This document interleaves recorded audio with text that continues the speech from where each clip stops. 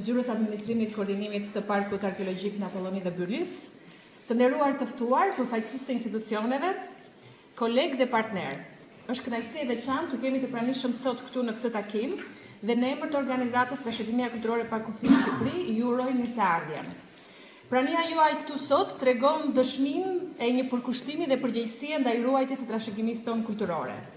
Për ata të cilët ndoshta nuk kanë dëgjuar më parë për këtë organizat, ne operojmë prej 30 vitesh në Ballkan, por mbi 15 vite në Shqipëri dhe misioni ynë që prej nisjes inicimit të kësaj organizate ka qenë ruajtja e trashëgimisë kulturore, jo vetëm si një monument si kaluarës, por si një pasuri e gjallë për komunitetin sot edhe për brezat e ardhshëm.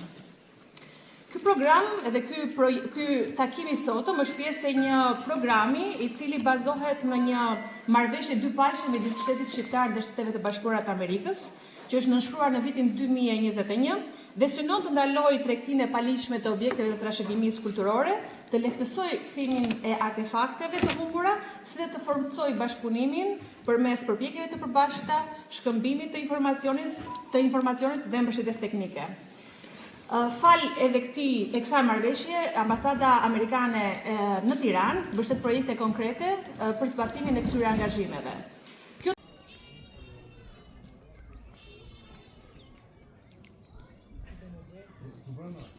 Mirë se keni ardhur. Në fakt është Ornela që shërzoi në shtesë, por filloj unë me mirëseardhjen në aktivitetin tonë sot. Unë quhem Elena Mamani dhe jam drejtoresh organizatës Trashëgimia Kulturore Parkufi Shqipëri, që organizon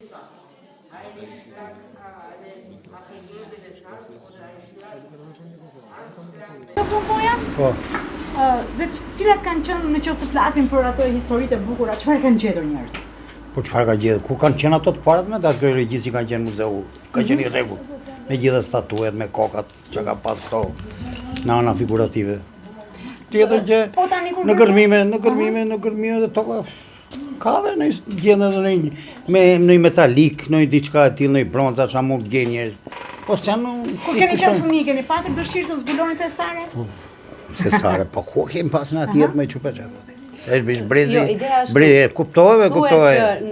Normali çdo njeri ka dashur gjithmonë të mirën, nuk është se ka dashur të mirën. Po. S'kan qenë mos informimi. S'para kemi ditur për çfarë vlerë mund të kenë pasur ato, ose si mund t'i shfrytëzohet, si mund t'i...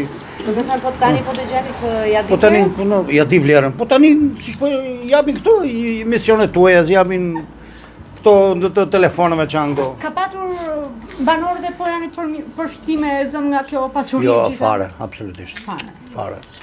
Nga ngelur e gjitha pjesë e muzeut edhe. Ai që mund të ketë ditur dhe mas e ka pasur përfitim. Ai që mund të ketë ditur ta shfrytëzoj atë pjesë. Se s'kan qenë tërë që se puna ime për shkak që se njoh këtë pjesë. Po ai që mund të ketë ditur. E ka bërë E ka shfrytëzuar.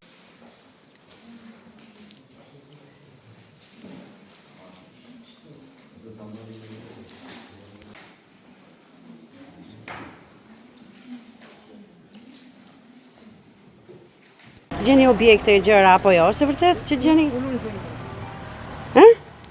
Kanë gjetur? Po njerëzit kur punojnë tokat, ju vetë, kur keni ngërmuar ose punuar? Kemi gjetur tulla gjëra të apo. Gjeni shpesh apo jo? Po, dhe punojnë dhe që nuk para punojnë ka shumë. Punojnë vetëm me mjete, me tora, me... Po në oborin në shtëpisë, ke gjetur ndonjëherë gjëra? Jo, në oborin në shtëpisë, jo, këto janë shekullore këtë shtëpi tona.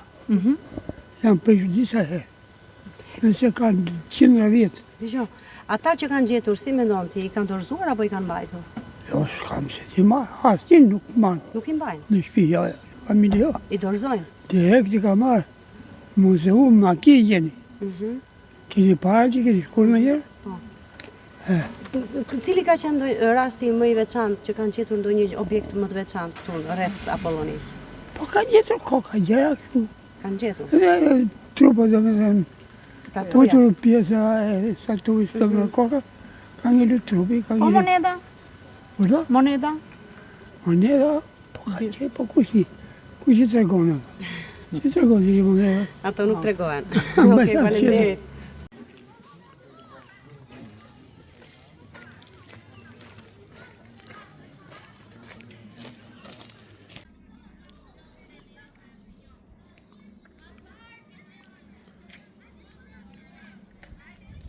sepse detyra jonë si administrator, si administrimi të territorëve është mbrojtja e këtyre aktësirave, mbrojtja e monumenteve kryesore, pra siç thash, ta përçojmë dhe ta kemi të sigurt, por njëkohësisht e mbrojtjen e territorit.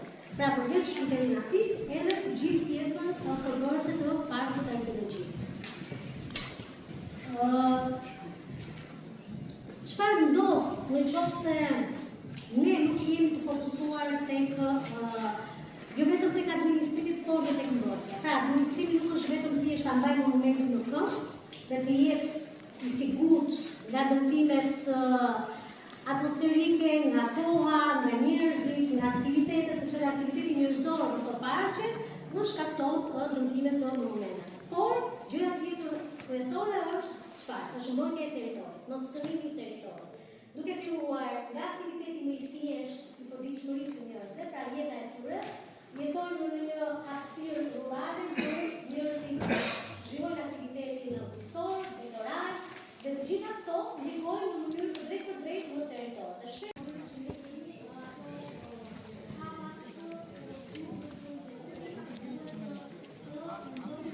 Në trafikun e veprave të trashëgimisë kulturore dhe shtrirja e parkut si dhe kompleksiteti i tij e bën që të ketë sfida të veçanta për mbrojtjen dhe monitorimin.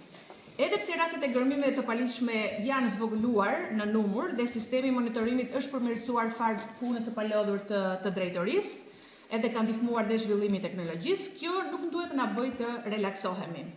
Raste të tilla ka gjithmonë potencial për të ndodhur, dhe ne duhet të jemi të përgatitur për t'i parandaluar, por dhe të kemi një reagim efektiv në rast se ato ndodhin. Në fakt, në tërëzën e parë në Gjirokastër kishim diskutime që ka ndodhur shumë pak raste vitet e fundit, dhe ndoshta vëmendja nuk është shumë e madhe, por mos harrojmë se rastin e Bushëm që ndodhi vetëm një javë më parë në Muzeun e Luvrit, i cili na kujton se dhe institucione kaq të rëndësishme që mendojmë se janë të imunizuar ndër këtyre rreziqeve, vigjilenca duhet të jetë e përhershme. Përmes këtij projekti, që zbatohet në bashkëpunim të ngushtë me Ministrinë e Turizmit, Kulturës dhe Sportit, si dhe përmes diskutimeve që do zhvillohen në këtë tryezë sot dhe në tryeza të tjera që do organizojmë në Shqipëri, synojmë që të mbështesim një frymë bashkëpunimi dhe koordinimi midis institucioneve, profesionistëve dhe komunitetit. Qëllimi ynë është që të dëgjojmë juve që jeni çdo ditë në terren, të dëgjojmë, të identifikojmë nevojat, të dëgjojmë rekomandimet tuaja, si dhe sfidat me të cilat juve haseni përballeni çdo ditë në punën tuaj, dhe së bashku të ndërtojmë një mbrojtje më të fortë për trashëgiminë kulturore. Vetëm kështu mund të sigurojmë që ajo të mos humbas përmes trafikimit të paligjshëm. Wenn es auf Partei ist, dann nimmt man römische Zeit. Ehe man an den Römer eingenommen hat, würde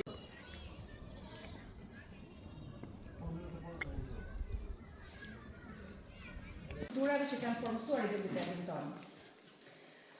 Si parku më i rëndësishëm, një nga parqet më të rëndësishme në Shqipëri,